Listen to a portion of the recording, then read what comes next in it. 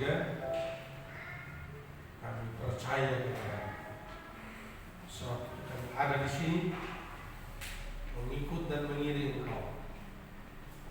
Saat ini kami mau belajar dari firman Tuhan, menolong dan memberkati kami, baik hamba-Mu yang menyampaikan, demikian juga jemaat Tuhan yang mendengarkannya, bersama merenungkan. Dalam nama Yesus kami berdoa. Amin. Shalom. Apa kabar?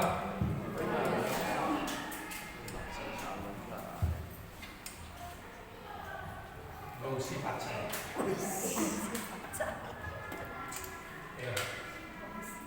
Tadi saya dapat bisikan dari beberapa jemaat, katanya nanti ada kuis, ada apa?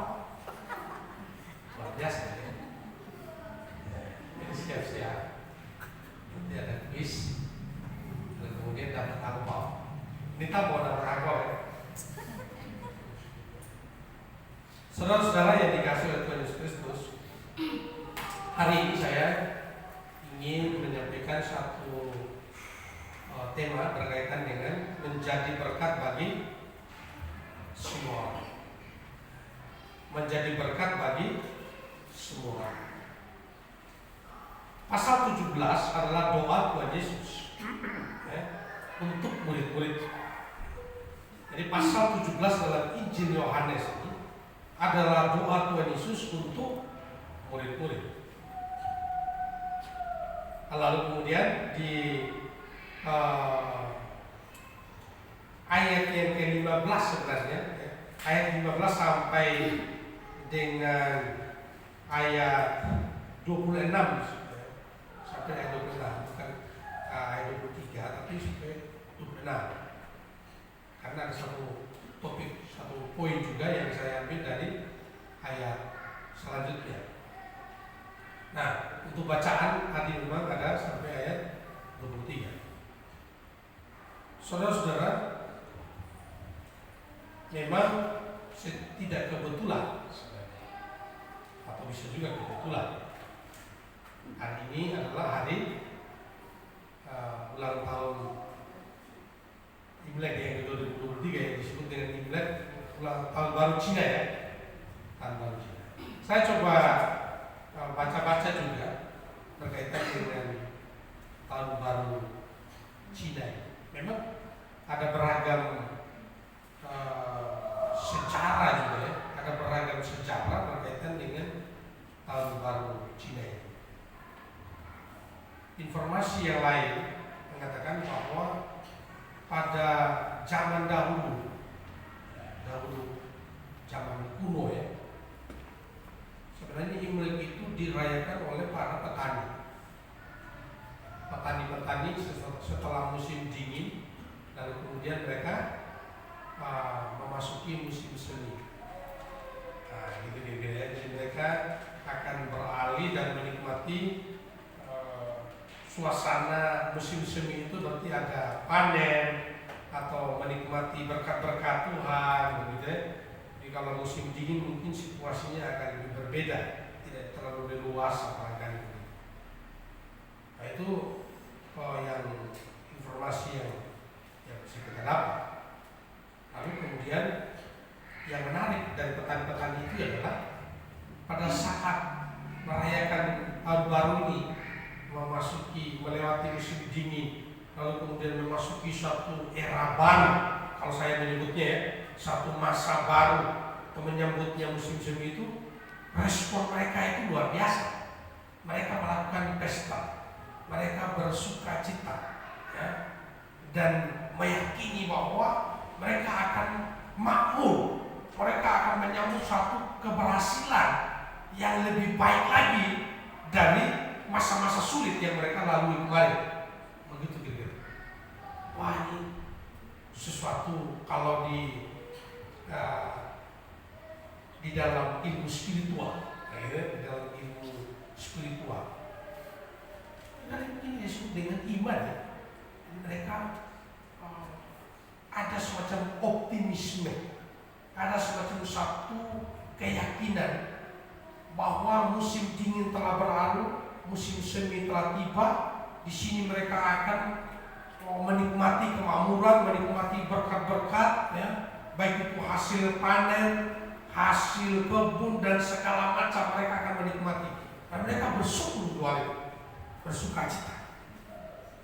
Saudara-saudara yang dikasih oleh Yesus Kristus, di dalam kalau kita bawa, ini kan kadang-kadang kita coba mencari pemaknaan di dalam kehidupan kita juga. Kalau kita coba ini, karena makanya saya bilang tadi bukan kebetulan juga, tapi kalau kita coba bawa dalam kehidupan kita, informasinya adalah di situ sekitar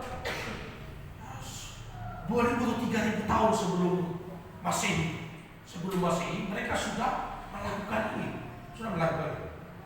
Dan saudara tahu, kalau di dalam kalau kita bawa dalam kehidupan kita, seringkali kita lupa merayakan, seringkali kita lupa merayakan satu yang baru dalam kehidupan kita.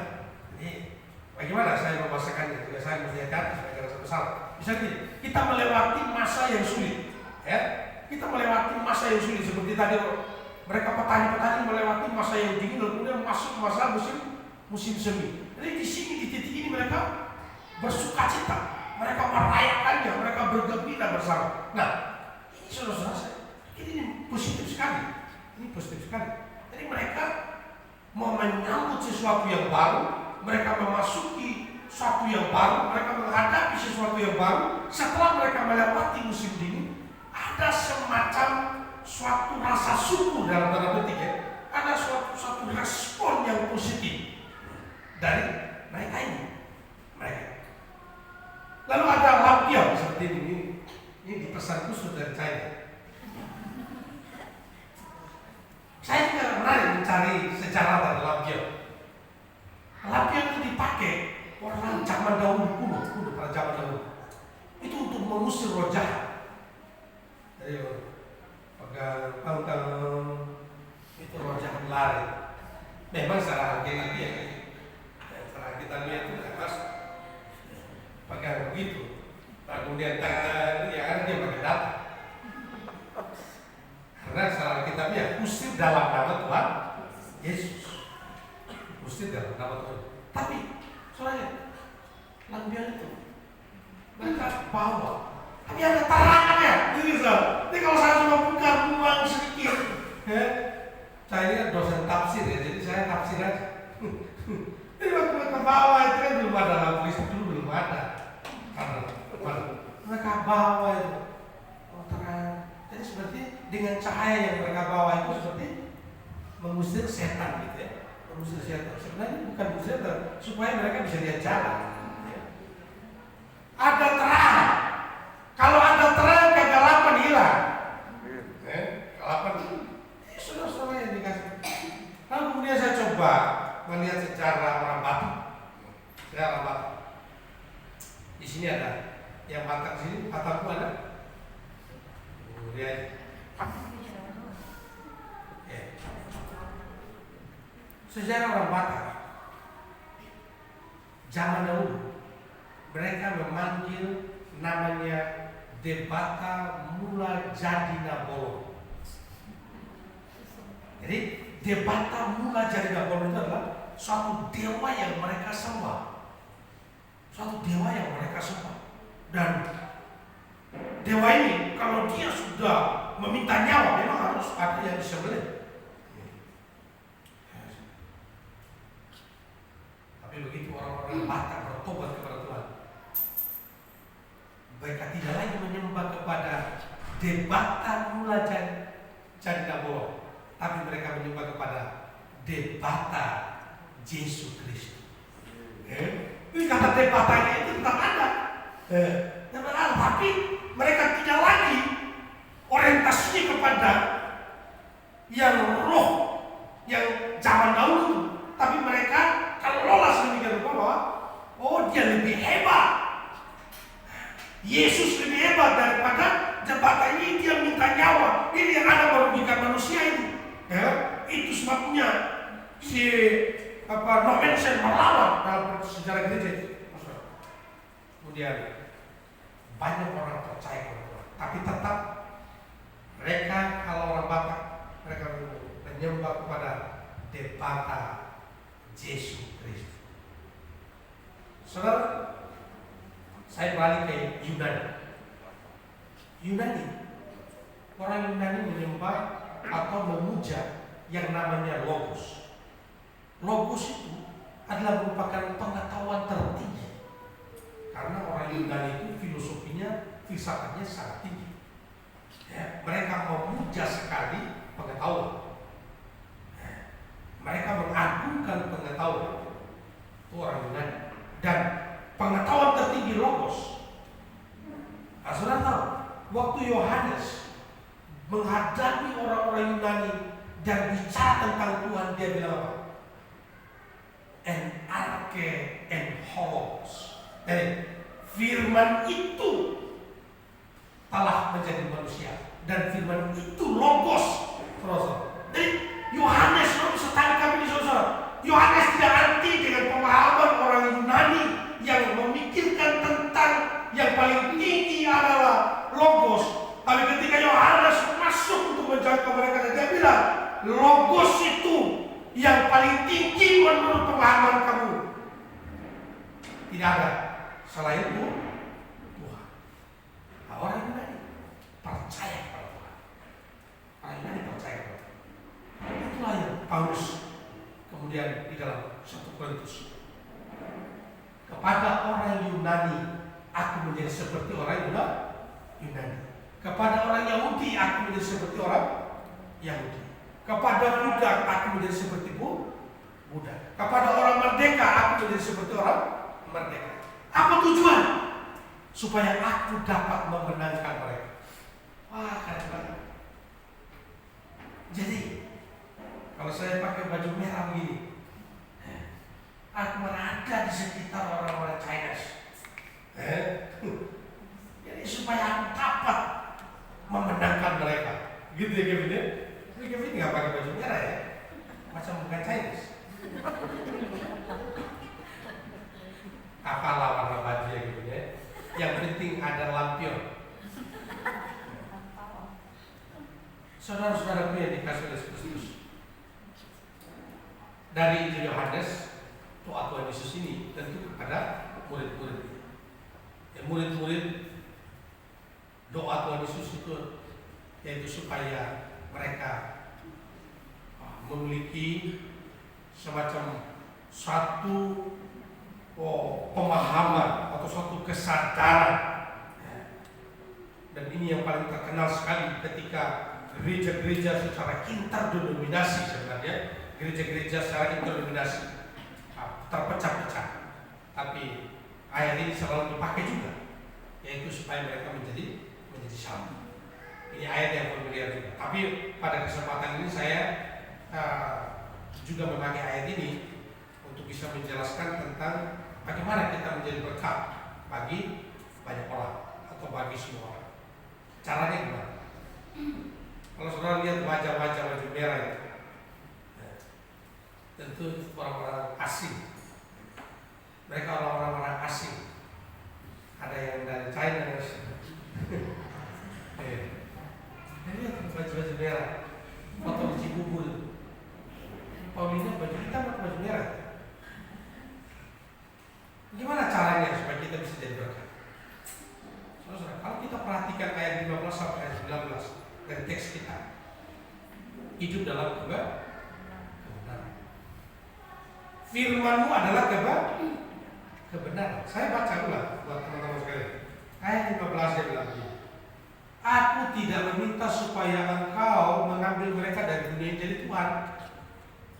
Berdoa kepada Bapa, bukan meminta supaya Bapa langsung mengambil semua orang ini yang belum bertobat ini. Orang yang belum percaya itu jangan langsung ambil mereka, begitu saja. Kalau kemudian, tetapi supaya engkau melindungi mereka daripada yang jahat. Oke, jadi doa Tuhan Yesus adalah walaupun dia belum percaya Tuhan Yesus, jangan langsung bikin dia mati. Kira-kira begitulah, ini bahasa sederhana ya. Jadi orang-orang yang belum percaya Tuhan Yesus, jangan langsung cabut nyawanya. Lindungi dia. Lindungi dia. Perhatikan baik-baik selanjutnya. Sama seperti engkau, ayat 17, ayat 16. Mereka bukan dari dunia, sama seperti aku bukan dari dunia. Kuduskanlah mereka dalam kebenaran. Firman-Mu adalah kebenaran. Sama seperti engkau telah mengutus aku ke dalam dunia, demikian pula aku telah mengutus mereka ke dalam dunia. Dan aku menguduskan diriku bagi mereka, supaya mereka pun dikuduskan dalam kebenaran. Nah, saudara-saudaraku yang dikasihi oleh Kristus, saya melihat ini caranya supaya kita jadi berkat bagi semua orang. Caranya supaya kita jadi berkat bagi orang Chinese. Karena ini ulang tahun Chinese, ulang tahun Imlek kan, apa-apa kan?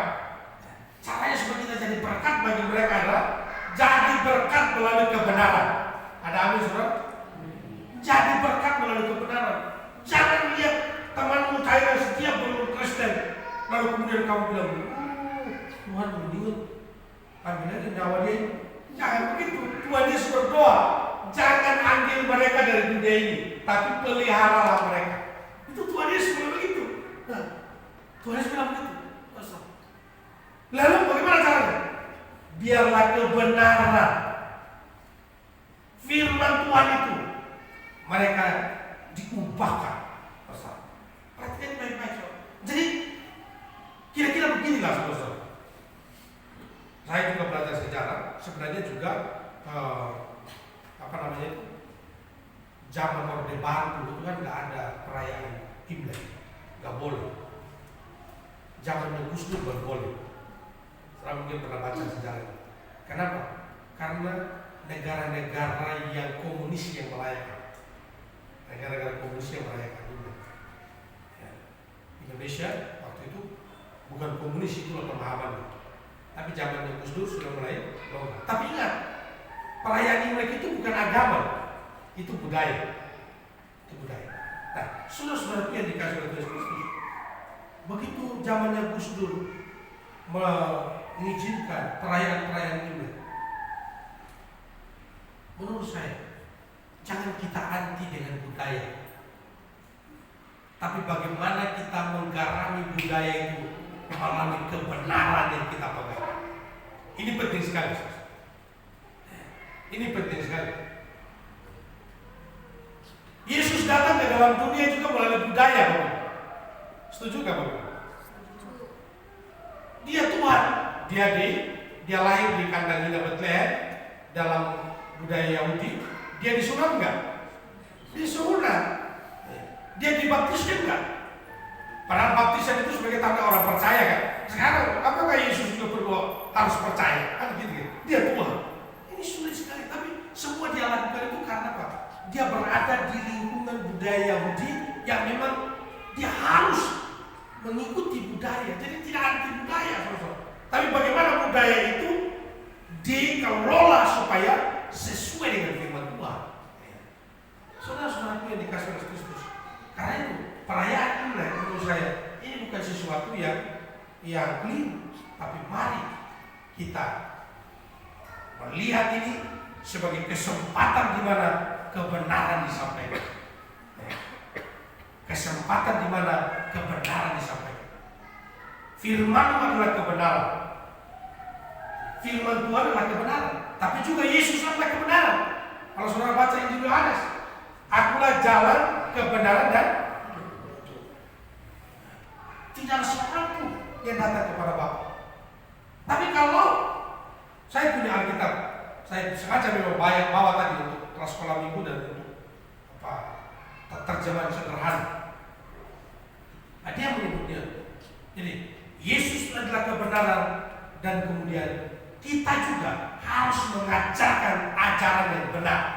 Nah, kita juga mengajarkan ajaran yang benar. Jadi bagaimana kira-kira saudara caranya supaya kita bisa jadi berkat bagi orang di sekitar kita? Kita hadir untuk mengajarkan ajaran yang benar. Hidup kita bisa menjadi ajaran yang benar. Coba kalau kita hidup di lingkungan kita, di lingkungan, katakanlah di lingkungan sana di wilayah Cisalak, lingkungan Cisalak, saya katakanlah ngomongnya yang kotor-kotor, ya, kira-kira jadi berkat nggak gitu? Nah, jadi berkat. Ya. Ngomong yang kotor-kotor, yang negatif-negatif, ya. Ngomong gosip, kalau itu yang kita lakukan, kita tidak hidup dalam kebenaran. Kita tidak hidup dalam kebenaran. Ajaran yang benar. Ini caranya, saudara. Ini caranya supaya kita bisa jadi berkat. Supaya kita bisa jadi berkat. Ini penting sekali.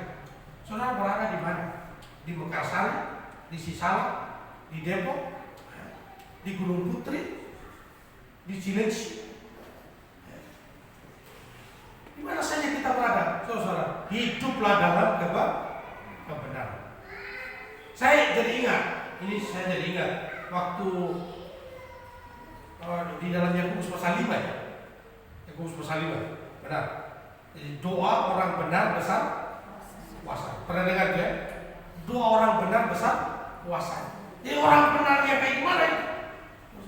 Orang yang dipercayakan oleh Tuhan. Orang yang hidup dalam ajaran yang benar. Dan dibenarkan oleh Tuhan. Jadi kalau dia berdoa, doa orang yang benar itu besar kuasa. Jadi lantaran kita hidup dalam kebenaran, maka kalau kita berdoa, doa kita besar kuasa. Begitu kira-kira saudara. Tidak ada ruginya hidup dalam kebenaran. Justru kalau saudara hidup dalam ketidakbenaran, ruginya banyak. Bisa masuk penjara kan? Sayang sekali istrinya Sambo itu. Ya. Berikan kesaksian yang palsu hanya 8 tahun penjara. Ya. Kesaksian yang palsu. Sudah banyak sekali kecurigaan dari data-data yang dikumpulkan. Tapi saudara, saya tidak sedang menjelekan istrinya Sambo, tapi saya mau kasih tahu justru dengan informasi yang negatif yang keluar dari mulut kita bukan menguntungkan saudara, malah merugikan. Mari kita hidup dalam kebenaran. Yang kedua, caranya gimana supaya kita jadi berkat? Hidup dalam kesabaran. Ini doa Tuhan Yesus. Doa Tuhan Yesus di ayat yang ke-20 sampai 23. Dan bukan untuk mereka ini saja aku berdoa. Jadi bukan hanya untuk murid itu saja aku berdoa, kata Tuhan Yesus. Bukan hanya untuk murid itu saja aku berdoa. Tapi dia bilang apa? Tapi juga untuk orang-orang yang percaya kepadaku oleh pemberitaan mereka. Jadi saya sudah jadi murid Tuhan Yesus. Jadi Tuhan Yesus berdoa buat saya. Tapi juga Tuhan Yesus berdoa buat Sandra. Kenapa? Karena saya yang memberitakan Injil kepada Sandra. Jadi kemudian Sandra menjadi percaya kepada Tuhan. Berarti doa Tuhan Yesus juga termasuk kepada orang-orang yang akan mendengarkan Injil. Saudara dan saya sudah percaya Tuhan. Saudara dan saya murid Tuhan. Amin. Halo, saudara murid Yesus. Nah, Tuhan Yesus berdoa bagi saudara. Dan bukan hanya untuk saudara saja dia berdoa. Bagi orang yang Anda akan ajak datang percaya kepada Tuhan, ajak datang ke gereja, juga doanya juga include bagi mereka. Apa tujuan doa Tuhan Yesus ini? Saudara, supaya mereka menjadi satu. Bayangkan, ini keren banget ya. Supaya menjadi satu, saudara. Jadi saya sebagai murid Tuhan dengan calon murid, orang yang akan percaya kepada Tuhan, saya anggota Mekarsari dengan calon anggota Mekarsari yang akan bergabung nanti tahun ini, jangan lupa EW 170. Tiap kali lihat angka 170 langsung ingat ini miliknya Mekarsari tahun 2023. Amin. Pokoknya setiap kali lihat angka 170 itu miliknya Mekarsari. Atau bila perlu nanti dibuat 170 ya, 170 ya. Saudara, jangan lupa kita harus berlipat ganda. Nita, kamu harus berlipat ganda. Pokoknya saya tidak bertahu. bawa mau bawa pacarmu, mau bawa calon suamimu, atau kamu bawa orang lain. Yang penting engkau dipakai Tuhan memberitakan kebenaran dan orang itu datang kepada Tuhan. Amin. Ini buat kita, buat saya, kita semua sesuatu. 2023 berlipat ganda. Kita satu. Jadi doa Tuhan Yesus itu menjadi satu. Bukan hanya kita saja, saudara, tapi bagi orang yang akan datang. Saudara-saudara yang dikasih Tuhan. Saudara mungkin akan bertanya kepada saya, aduh Pak Pendeta mau bersatu, tapi di gereja kita sendiri kayaknya juga perlu didoakan supaya kita bersatu. Dengar firman Tuhan hari ini. Ya. Jadi kalau ada yang jiwanya, yang semangatnya tidak bersatu, jangan-jangan dia belum murid Tuhan Yesus. Ya. Jangan-jangan dia belum murid Tuhan Yesus. Atau jangan-jangan poin pertama, kita ulang lagi, tidak hidup dalam kebenaran. Hanya tidak hidup dalam kebenaran. Kebenaran gelap dan terang pernah bersatu. Nah, jangan-jangan tidak hidup dalam kebenaran. Saudara, kita koreksi ini, saudara. Kita koreksi. Saya kira ini penting sekali, saudara. Penting sekali. Ini bersatu. Ini yang kita harus pelihara. Doa Tuhan Yesus bukan hanya untuk orang-orang yang sudah percaya saja, tapi orang-orang yang akan percaya melalui pemberitaan kita. Orang-orang yang akan percaya melalui pemberitaan kita, doanya sama, yaitu supaya mereka menjadi satu. Jadi saya tekan, caranya supaya kita jadi berkat di dalam keluarga kita ini dulu harus satu kita. Pertama-tama kita punya visi. Kita harus satu dengan visi kita. Kemarin dengan ketua GGB Pak Pendeta Yosia Watoro, Pak Dr. Yosia Watoro, kami bersama makan di Bogor. Kami bicarakan tentang BPD, lalu kemudian kami juga diskusi tentang pelayanan. Dia menyampaikan bahwa visi itu harus dari kepala. Lalu kemudian visi itu disosialisasikan dulu kepada perancang, lalu kemudian nanti dari perancang bersama-sama sosialisasikan kepada jemaah. Lalu kemudian hafal visi itu.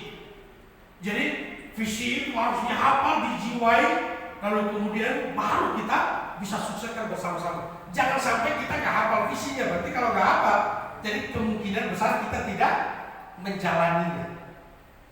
Wah, saya bersyukur saya sudah lakukan itu. Saya sudah bersyukur lakukan itu. Saudara-saudara yang dikasih oleh Tuhan Kristus, bahkan panitia pencalonan, atau sebelum memilih saya sudah kasih dulu visi misi, sudah kasih visi misi. Kalau kemudian cari tim kita, luar biasa.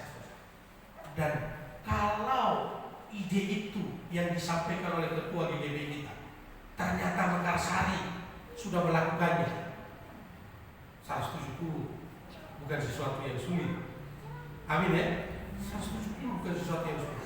Kalau tidak terrealisasi berarti ada masalah. Kalau tidak terrealisasi ada masalah. Itu sebabnya Pak Ketua memesankan jangan terlalu banyak rapat perancang. Perbanyaklah pendampingan mensukseskan program. Wah, ini keren. Jadi misalnya kita sudah rapat perancang menentukan anggaran program dan sudah kan. Jangan terlalu sering rapat perancang, tapi lebih seringlah mendampingi bidang-bidang itu mensukseskan programnya. Rapat perancang di Gereja Baptis Sakti Setia Bakti hanya 2 kali setahun. Rapat pertama anggaran dan rapat kedua evaluasi Desember. Lalu tiap bulannya bagaimana Pak? Setiap minggu dan setiap bulan pendampingan mensukseskan program-program yang sudah disepakati waktu awal tahun. Keren juga, itu keren juga, saudara-saudaraku. Kecuali memang ada hal-hal yang urgent yang perlu diputuskan bersama, maka bisa ada program, tapi di setting 2 kali. Tapi kecuali ada insidentif baru bisa dimasukkan.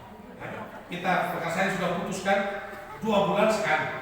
Walaupun Pak Yosia begitu, bukan berarti langsung mempengaruhi saya, tapi paling tidak, saudara-saudara, kita ada gambaran bahwa memang mensukseskan dan pendampingan setiap bidang supaya programnya jalan itu penting sekali.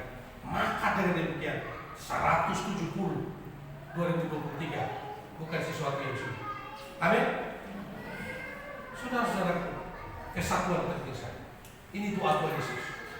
Jangan bilang ini harapan pendeta supaya kita menjadi satu. Anda keliru. Doa Tuhan Yesus. Jadi kalau ada di antara kita tidak punya spirit bersatu, tidak bisa bersatu dengan yang lain, saudara harus ingat doa Tuhan Yesus. Doa Tuhan Yesus supaya kita menjadi satu. Kita menjadi satu. Jadi kalau saya dengan si A ada masalah, selesaikan karena kita satu. Pak Dr. Kris Maratika menafsirkan ini dengan sangat bagus sekali dalam kaitan dengan ekumenik. Gereja-gereja tidak perlu kita semua rame-rame gereja baptis semua, atau gereja Betel semua, atau Pentakosta, atau HKBP semua, atau GKS semua. Ini ada dua orang dari GKS. Kalau gerejanya masih GKS, ini gereja di GKS di semua itu jauh sekali. Di sini ada gereja baptis Makassar. Jadi tidak harus semuanya rata-rata gereja GKS atau gereja Betel atau gereja Pentakosta. Bukan itu. Kesatuan itu bukan itu ya, tapi kesatuan en Kristo, satu di dalam Kristus, satu iman, satu Tuhan, satu baptisan, dan satu apa? Satu tujuan ya. Kita satu Tuhan, satu baptisan, satu tujuan, saudara. Inilah yang menjadi doa Tuhan Yesus. Jadi bukan satu denominasi, bukan, saudara. Teman-teman, ada mahasiswa yang tanya kepada saya, berarti tidak ada gereja yang benar dong di dunia ini Pak? Memang tidak ada gereja yang benar di dunia ini. Yang benar itu hanya Tuhan. Tapi gereja baptis Makassar bagaimana? Dia mendekati kebenaran Tuhan. Iya. Jadi kalau mau mendekati kebenaran Tuhan, baptis Makassar. Saudara, kenapa? Ya karena kita berusaha sedemikian rupa untuk menyelidiki firman Tuhan. Jangan asal sembarang menafsirkan firman Tuhan. Jadi saudara-saudaraku, saya setuju dengan Dr. Kris Maratika. Jadi kesatuan yang dimaksud Tuhan Yesus adalah satu Tuhan, satu baptisan, satu tujuan, satu iman. Saudara, ini yang dimaksud. Jadi kita satu. Jadi kalau murid didoakan supaya satu, nanti orang yang datang yang baru karena pemberitaan Injil mereka menjadi satu, maka doa itu sama. Doa itu sama. Mereka menjadi satu. Kesatuan perlu kita pelihara di gereja. Ada masalah, kita harus selesaikan. Kita adalah keluarga. Amin. Dan yang terakhir, apa yang terakhir? Caranya gimana? Hidup dalam kasih. Saya ingin baca lagi, saudara-saudara. Masih banyak hal yang harus kukatakan kepadamu, kata Tuhan Yesus. Ayat 24. Ya Bapa, aku mau supaya dimanapun aku berada, mereka juga berada bersama-sama dengan aku. Mereka telah Engkau berikan kepadaku, agar mereka memandang kemuliaan yang telah Engkau berikan kepadaku. Sebab Engkau telah mengasihi aku sebelum dunia dijadikan. Ya Bapa, Bapa yang adil, memang dunia tidak mengenal Engkau, tetapi aku mengenal Engkau, dan mereka tidak tahu bahwa Engkau yang telah mengutus aku. Aku telah memberikan namaku kepada mereka, dan aku telah memberitakannya supaya kasih yang Engkau berikan kepadaku ada di dalam mereka. Ini supaya kasih yang Engkau berikan kepadaku ada di dalam mereka, dan aku di dalam mereka. Nah, saya melihat ini saudara. Caranya supaya kita menjadi berkat adalah kita hidup dalam kasih. Kita harus saling mengasihi. Saling mengasihi bukan berarti tidak mendidik. saling mengasihi bukan arti tidak begitu. Saya mahasiswa, saya wakil 3 dan tahun 2009 kemudian. Lama ya. Tadi SPTK di sini, saya bidang kemahasiswaan dari tahun 2009 sampai sekarang. Saya udah minta diganti dan diganti juga. Kemarin dalam rapat dosen saya bilang saya berjanji ini agak jauh. Saya rata sekali seminggu aja ke kampus dan tolong dipersiapkan ganti saya untuk wakil 3. Belum ada jawaban sampai hari ini. Saudara-saudara, saya mau kasih tahu saudara, wakil 3 saya menghadapi berbagai mahasiswa, baik yang dari kota, yang dari desa, berbagai latar belakang, saudara-saudara. Saya udah paham. Kenapa? Saya banyak belajar. Dari yang belum bertobat dengan yang sudah bertobat, dari yang hidupnya kacau, saudara-saudara. Sampai saya bilang di sini kampus ini bukan tempat rehabilitas. Kadang-kadang ada yang orang tuanya udah nggak sanggup didik kan, kasih ke kampus teologi, datang ke kampus teologi, waduh kacau, saudara. Wah, dan saya bidang kemahasiswaan, bidang kerohanian yang akan mengurusi mereka-mereka itu. Saudara-saudara, ada yang bisa diurus, dipertahankan, yang memang tidak bisa lagi diurus. Saya mengasihi kamu, tapi tolong pulang kampung. Jadi ketika dia pulang kampung, bukan saya tidak mengasihi dia, saudara. Itu bagian dari saya mengasihi dia, saudara. Dan mengasihi yang lain, jangan sampai yang lain juga jadi rusak gara-gara dia mabuk-mabuk di kampus kan, narkoba di kampus kan bahaya. Jadi saudara, inilah yang perlu kita benar-benar renungkan. Mengasihi itu bukan berarti kita harus menganjur-anjur dalam bahasa Batak itu ya. Tapi mengasihi juga bisa kita memberi pelajaran, kita bisa mendisiplin dia, kita bisa bagian dari, misalnya penjarakan dia, itu bagian dari mengasihi. Jadi jangan sampai saudara salah, dia tidak mengasihi, kan keliru kalau paham seperti itu. Yesus berulang-ulang kali mengatakan tentang kasih, tapi saudara, Yesus tidak bisa kompromi dengan dosa. Kamu ingat, tidak bisa kompromi dengan dosa. Setiap dosa bertentangan dengan kebenaran. Karena itu saudara, kita berjuang untuk hidup dalam kasih. Jangan hanya saya yang perjuangkan kasih, sementara si A tidak perjuangkan kasih. Jangan hanya Sandra perjuangkan kasih, saya nggak perjuangkan. Jadi caranya gimana? Each other, saling. Saya perjuangkan kasih, Sandra juga perjuangkan kasih. Disitulah kita tentram. Suami mengasihi istrinya, jangan cinta bertepuk sebelah tangan. Jangan istri tidak mengasihi suaminya, suami mengasihi istrinya, kacau itu rumah tangga. Tapi saling mengasihi itu kalau ada di dalam rumah tangga. Orang tua mengasihi anak, anak mengasihi orang tua, Anda punya keluarga yang bahagia. Tapi saudara kalau cinta bertepuk sebelah tangan, kamu hanya mengasihi dan dia tidak mengasihi, kamu memperhatikan dan dia tidak memperhatikan, tidak bisa. Ini penting sekali. Karena itu saya mendorong saudara kita menjadi berkat bagi semua orang hidup dalam kebenaran. Kalau kamu benar, saya benar, kita sejalan. Ya. Kalau kamu mengasihi Tuhan dan saya juga mengasihi Tuhan, kita sama-sama saling mengasihi. Itulah sesuai firman Tuhan. Sesuai firman. Jadi jangan saya mengasihi kamu, kamu tidak mengasihi. Ya. Kalau kemudian menuntut, harusnya pendeta harus mengasihi loh. Ya. Harusnya bapak harus mengasihi loh. Kamu tidak mengasihi. Iblis juga bisa katakan begitu. Iblis juga bisa katakan begitu. Iblis itu musuh kita. Iblis itu musuh. Karena itu saya ingin mendorong saudara menjadi berkat bagi semua orang melalui hidup dalam kebenaran. Amin, Bapak. Saudara siap hidup dalam kebenaran? Hidup dalam kasih, saudara siap? Amin ya. Dan yang kedua tadi, bersatu, jaga kesatuan. Amin. Yang menjaga kesatuan adalah kita. Mari terakhir saya mengajar di Gunadarma,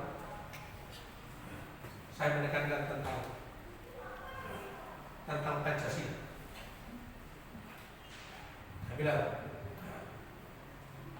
kalau NKRI itu bukan saya yang perjuangkan, siapa lagi? Kalau bukan generasi Anda, siapa lagi?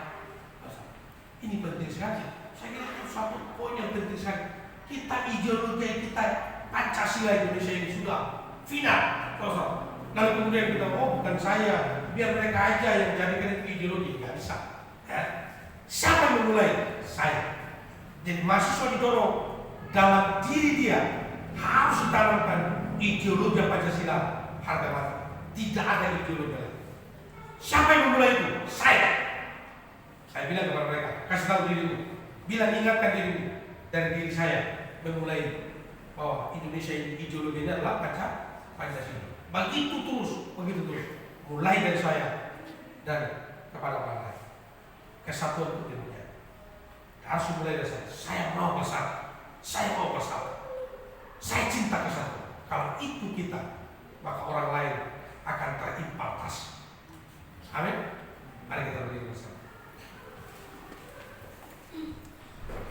Kita akan ujian. Jadi karena pancaran berkah. Ayat 1 dan ayat 2.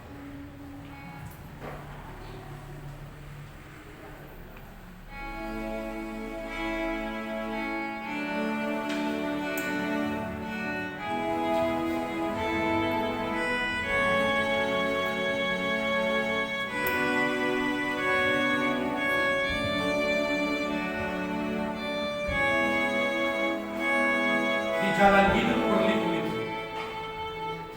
Di jalan hidup berliku-liku, hanya berulang kesal. Bila terang di tempat itu, hiburan orang resah.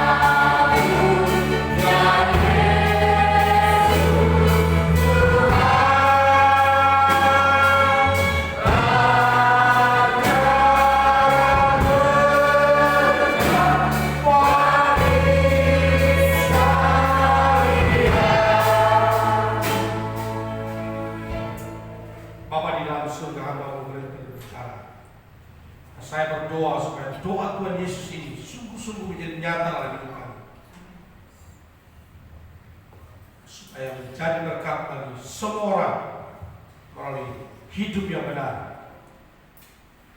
kesatuan, hidup dalam kesatuan, hidup dalam kasih. Hidup yang kasih itu tidak menjelekkan. Hidup yang kasih itu tidak fitnah. Hidup yang mengasihi, mengampuni. Hidup yang kasih itu memaafkan. Yang menjaga kesatuan itu orang yang sungguh-sungguh percaya kepada Tuhan dan dia menjaga kesatuan. Ampuni kami Tuhan kalau kami didapati oleh Tuhan menyimpang ke kiri dan ke kanan, dan kami tidak mengingat doa Tuhan Yesus. Hari ini doa Tuhan Yesus kepada murid-muridnya, bahkan kepada orang yang akan percaya Yesus melalui pemberitaan murid, mereka menjadi satu. Kesatuan ini adalah harapan dan doa Tuhan Yesus. Jadi kalau di gereja kami ingin bersatu. Ini bagian dari menjalankan firman dan doa Tuhan Yesus. Terima kasih Tuhan. Kami adalah orang-orang benar karena kami dibenarkan oleh Tuhan. Kami harus mengajarkan ajaran yang benar karena itu adalah perintah Tuhan. Tuhan tolong kami supaya menjadi berkat melalui ajaran kami, bukan melalui kehidupan kami yang salah. Makasih Tuhan. Matahari firman ini dalam hati dan hidup kami. Masing-masing yang hadir hari ini, kami jadi pelaku firman, bukan yang sekedar pendengar. Saudara-saudara yang dikasih oleh Yesus Kristus, arahkanlah hatimu pulang lagi, terimalah berkat Tuhan. Tuhan mensinarkan wajahnya dan memberikan engkau kasih karunia. Dia mengangkat engkau naik dan bukan turun, menjadikan engkau kepala, menjadi pemimpin dan bukan engkau.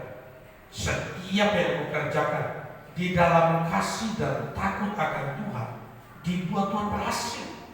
Sebab janji dan berkat kita terima dari Allah pencipta langit dan bumi, Yesus Tuhan dan Juru Selamat, penyertaan Roh Kudus, perlindungan Roh Kudus, pertolongan Roh Kudus, mulai dari sini sampai selama-lamanya. Amin. Tuhan memberkati.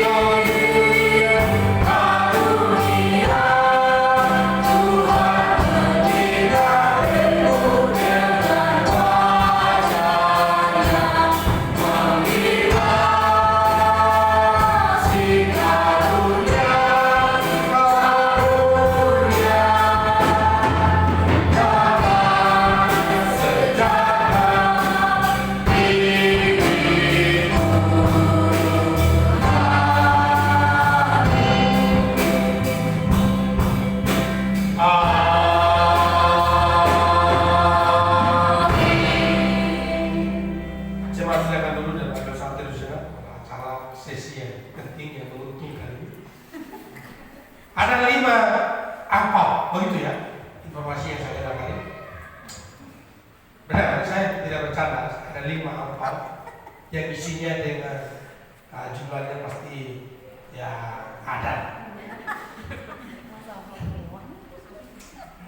Sehingga kalau bantu saya baiknya bantu saya yang angkat tangan duluan saya kira. Oh, Siti, lorong. Ada 5 ya. Oke, baik ya. Sehingga saya lihat yang angkat tangan duluan. Jadi yang angkat tangan pasti akan banyak yang angkat tangan, tapi yang angkat tangan duluan. Wah, masa Juan angkat tangan dulu pertanyaan. Oke, turun dulu, Sandra turun dulu. Juan sama Sasa turun dulu ke bawah sini. Oh, ini tebal-tebal. Oke, pertanyaan pertama. Ulang tahun gereja kita yang keberapa tahun 2022? Jeffrey. Hah? 16. Mana Pak itu kira mana? Benar nggak Bi? Oke, sip. Aduh. Ingat nyanyi-nyanyi ya Jeff ya. KKR karena. Pilih satu. Ya, dokumentasi bisa tolong dibantu. Oke. Masih Masih ada 4. Oh, cuma dia. Saya lupa dengan pasal. Yang kedua, ulang tahun Pak Dr. Yeti tahun 2022 kemarin berapa ya? Jangan 2022 kemarin. Ulang tahun Pak Dr. Yeti. Oh, Ya, lulus. 58. Betul Pak. Pak Dokter, 58 kan? Tahun 22. Iya. Ya, betul. Woi, Yeay. silakan lulusin. Yang tahu family ya. Iya, luar biasa. Oke.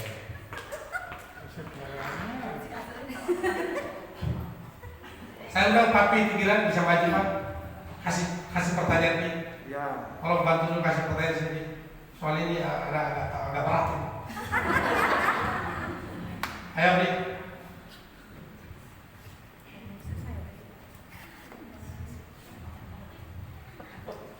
Siap. Kasih pertanyaan Pi.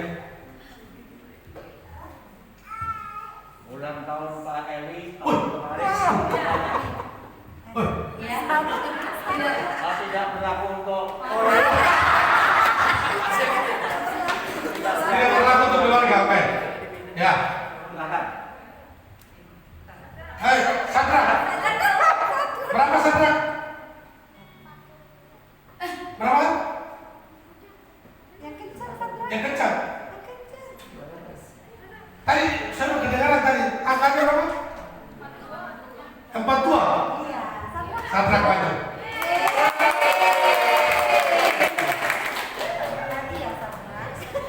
Ada berat loh. Perlu dibantu nggak bawahnya? Itu di bawah. Ini fair. Di bawah. Dia ini kalau saya ajak ngobrol dia paling cuek. Tapi kalau ulang tahun saya kok dia ingat. Luar biasa. Ya kan Sandra silakan kembali. Ada Dito, maju Pak. Siapa? Berikan satu pertanyaan Pak. Di sini aja. Bawa aja, bawa. Ya, di bawah. Oke, berikan satu pertanyaan. Soal untuk lihat yang kata.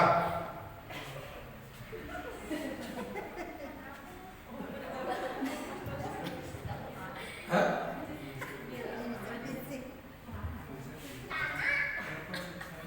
Oh iya, oke. Kamu silakan. Nggak apa-apa. Ada pertanyaan. Berapa umur saya sekarang? Jepri sudah, kan Jepri sudah. Tahan. 81. 81 katanya. Salah. Salah. Sandi. 82 kata Sandi. Salah. Salah. Pakai berdiri. 80.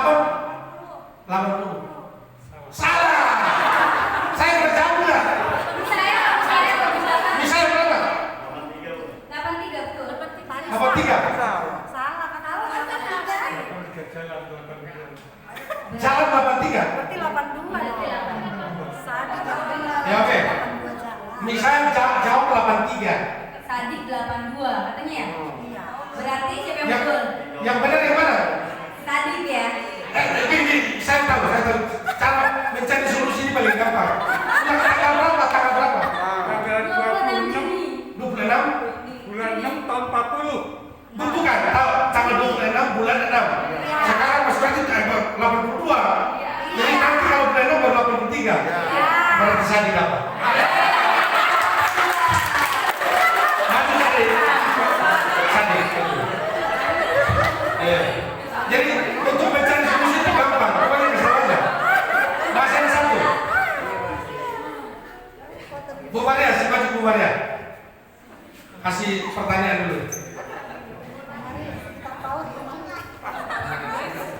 Bu Maria, kalau bisa kasih pertanyaan seputar PAUD supaya guru PAUD yang dapat. Iya.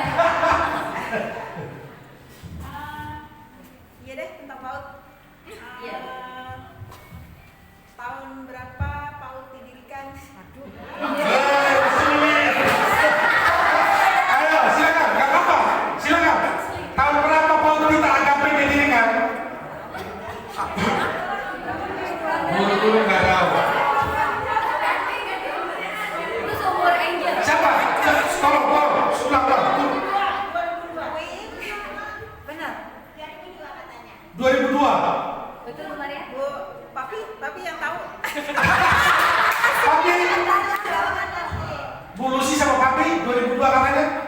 Dia nggak tahu juga. Papi. Ya. Oh. Bukan begitu nih, sebut tahun nih. Jadi kalau tadi Bu mungkin jawab 2002. Itu tuh Angel. Angel. 2009. Iya, betul.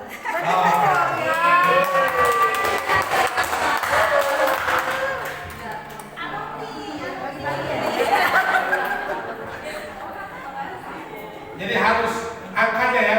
Jadi kalau Papi hanya tahunya Angel angkatan pertama katanya. Tahun berapa? Oke. Baik. Terima kasih. Masih ada lagi angkot?